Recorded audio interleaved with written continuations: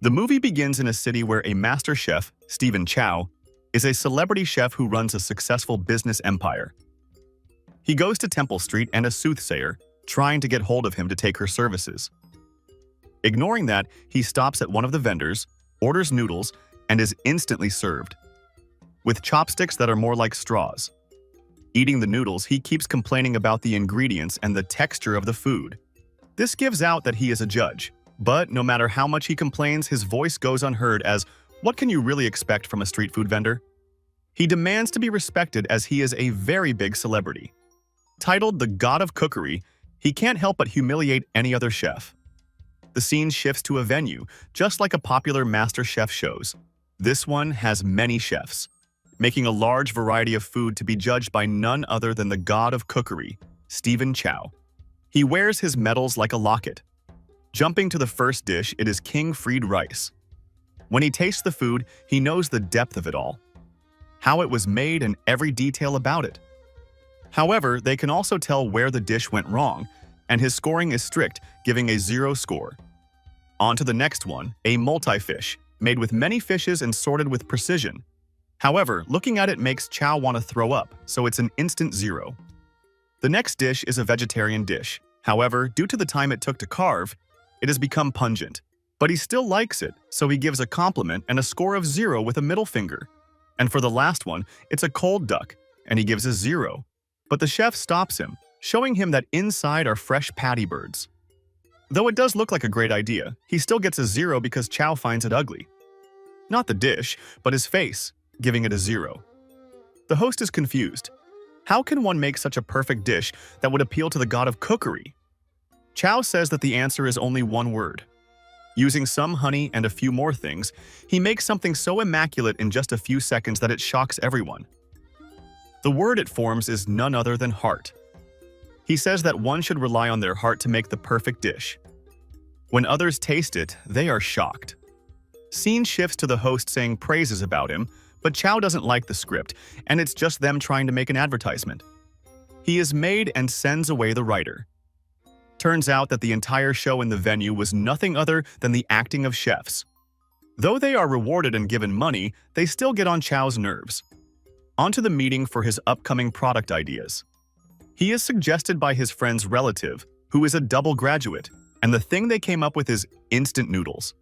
Something that sells in insane amounts the entire year. Though a good idea, Chow makes fun of it because of the attitude. He complains about his fish balls being too solid, so they're more like a ping pong ball. Hitting his friend over and over pushes his buttons, but it's still cool among them.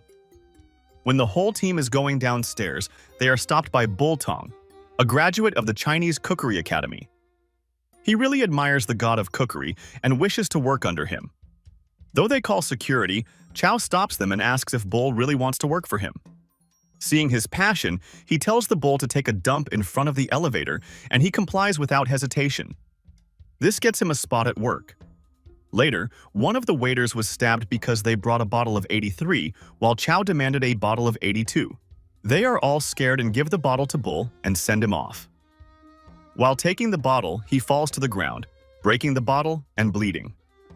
Chow wipes off his blood and asks him to eat with him. Bull takes him for a kind man and serves food. Chow pushes his face into the cake not once, but twice, remaining someone who is unpredictable. Bull is somehow still surprised and supports Chow. Later, they open up a new restaurant, and Chow tells his assistant to keep the sitting and crockery in such a way that people would finish up their food fast. After the opening, they go in, and a fellow businessman tells him that a pretty girl, who looks up to her, wants to join the team as she is a big fan. Chow starts daydreaming about his school days, about meeting a girl. When he snaps out of it, he realizes that the girl is hideous. In a snap, he makes the girl vanish like a magician. Now, it's time for the grand show, the food showcase. Though it is themed after love, the prices are extremely high. Just like the assorted noodles he had in the beginning, these are the same type of noodles, but he is charging $100 just for that.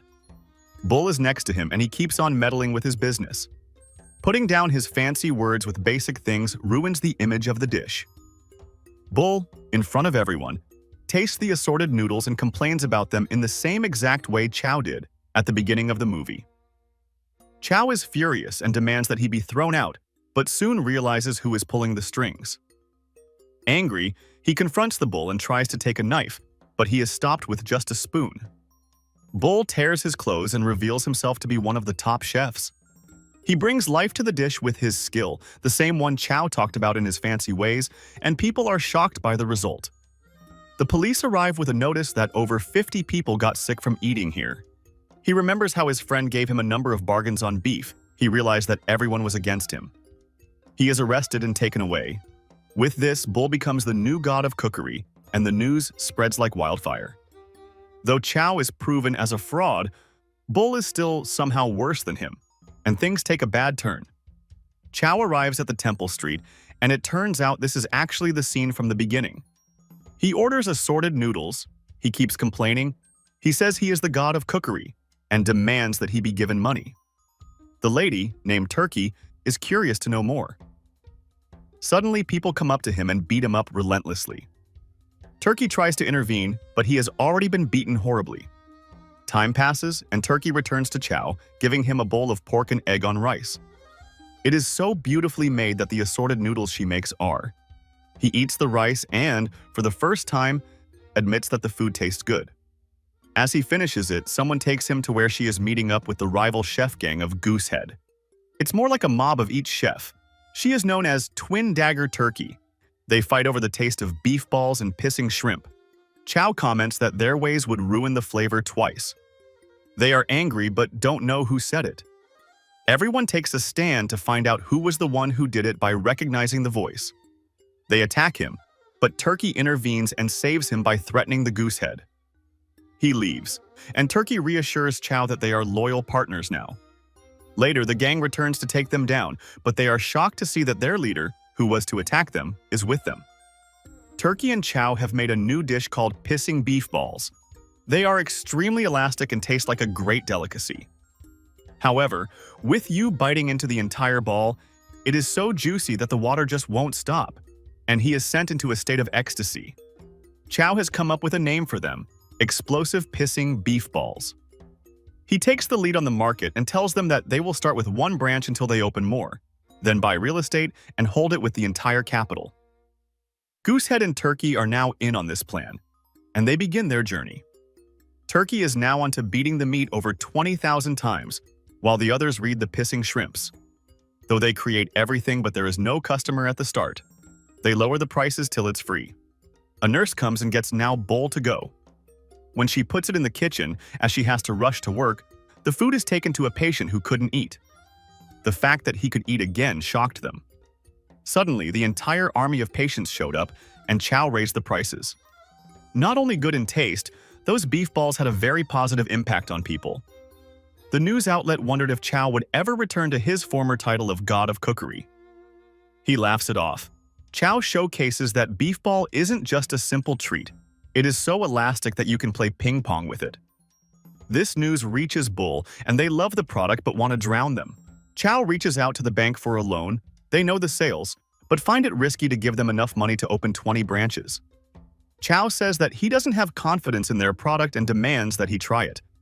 Upon trying it once, he gets the loan, but it is something that Bull had planned for. They think that he will open 20 branches across China, and those areas will make the world die. However, Chow outsmarted them by making canned beef balls instead of opening the branches. They are now at a ceremony where Bull and Chow meet up face to face once again. Though enemies still, they show a friendly face, which is nothing but a facade. Chow drops the bomb on them when he reveals that he is going to be entering the God of Cookery competition next month.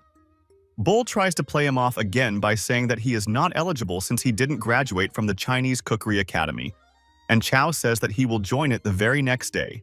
A fight breaks out, and Chow gets in a kick or two of his own in that. He calms Turkey down, and she kisses him on the cheek. Chow gets angry at her, and she leaves. Later, when they are celebrating, Goosehead reveals what Turkey really used to be. She was a beautiful woman who ran her stall in Temple Street for over 20 years. One day, a fight broke out when someone tore her banner, and because of that, she got beaten up so badly that it left her face deformed. When Chow asks what banner, it is revealed that it was his banner. Checking that place out, it turns out that Turkey had always been Chow's #1 fan. She shows up dressed beautifully, thinking that she may have a chance, but Chow takes the first taxi to China. There, he can't find the Chinese Cookery Academy, likely because the address was different. However, things take a turn once more when he finds out that Turkey is missing and she is running her way towards Chow. They both get into a chase, but Chow couldn't outpace Turkey. She catches up to him and gives him some things he forgot to take. Other than that, she wishes him to draw an arrow through the heart she drew, but Chow denies. Turkey says that she has done so much for him, and he can't even do that for her? Chow responds by saying that he never asked her to do those things for him. During that, an assassin comes towards them and Turkey gets shot while trying to protect Chow, but soon after, he gets shot too. A month passes, and it's time for the God of Cookery competition. Bull arrives, and everyone bows down to him. However, the seat next to him is empty. Chow is not there, and latecomers will be disqualified. The judge is the chairperson of the International Gourmet Society, the Princess of Taste, Miss Nancy Sit. Chow is not there, and time is running out.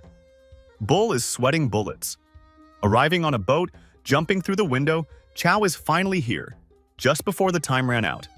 The competition begins, and in a flashback, it is shown that Turkey was shot, but Chow somehow managed to survive. He was heavily injured, and a Shaolin named Wet Dream took him in. He helped him recover. He comes in and goes away, just like the wind. At the competition, Niece Nancy is disqualifying the competitors for even the slightest mistakes. Back in time, Chow tried to run away but was stopped by the 18 brass men of the Shaolin monastery. They beat him up and returned to the dojo. Again, Miss Nancy is not going easy on anyone. Kicking one out for being ugly and another whole team out just because, instead of focusing on cooking, they focused on her dancing. If this continues, no one will remain but Bull and Chow. He wants answer, why Bull called the hit. He gives Bull one more chance and tells him to believe in Buddha. Bull laughs it off since he is making Buddha jump over the wall. But turns out, Chow will be making the same thing. The cooking begins, and it turns into a real competition. The judge loves their every action. As they are making the same thing, Bull is furious and objects to that. However, just like in a swimming competition, everyone is doing the same thing, and because of that, his objection is overruled. This turns into a personal fight as well, throwing things at one another. Chow throws oil, burning his face, and Bull throws a barrage of knives. This just doesn't work because Chow has improved. He is no longer the fraud he used to be. Bull wonders if he had joined the Chinese Cookery Academy, but Chow explains that the Shaolin Monastery's kitchen is the true academy. He reveals that Bull was a dropout of the Shaolin Monastery, hence, he is the true fraud here. Bull doubts if anyone can improve that much in just a month. However, Chow's interaction with the 18 brass monks is more than enough to prove where his strength lies. This soon turns from a cooking competition to a kung fu fight. Bull flies right towards Chow, but he has a chair and uses it to beat him to a pulp. Miss Nancy is giving points even for their fighting. Only 3 minutes left on the clock, they have to get back to cooking. Placing their pots in the water to steam, the dean says, "This is bad." Turns out that there was a bomb in that pot. As soon as Chow throws it away, it explodes. Chow can talk to Wet Dream without even being close to him. Though he should be disqualified, Chow is given another chance for creativity. With 2 minutes left on the clock, he asks Wet Dream, what would be the best thing to make? In response, he tells Chow to make something that he finds most delicious. Something clicks in him, and as a memory of Turkey, he uses the style of Sorrowful Hand, a style that he had made for Turkey. With that, he begins making something he really loves eating. Using extreme speed and precision, he is doing all of these things at once. It is rice with pork and egg on top. Something that Turkey made for her, calling it sorrowful rice. The judge loves Bull's cooking, but when it comes to Chow, she loves it so much that she can't contain her joy. She has never felt this way before, and it's perfect. The problem arises because of her past, being arrested, and her son being part of the triad now. She has no option but to give the title to Bull. They celebrate, but Chow proposes that there is no God of Cookery. Maybe because everyone is God of Cookery, as long as they have a heart. Before Bull can take the prize, black clouds surround and thunder everywhere. Now descends the true God of Cookery, and they give the title to Chow. The triad tries to get back at them, but it goes against them.